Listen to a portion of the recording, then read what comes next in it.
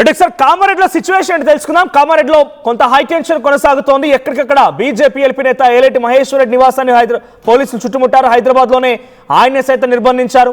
ఇటు రాకేష్ రెడ్డి కూడా police arrest చేశారు, ఆయనకు నిర్బంధించినట్టు తెలుస్తోంది.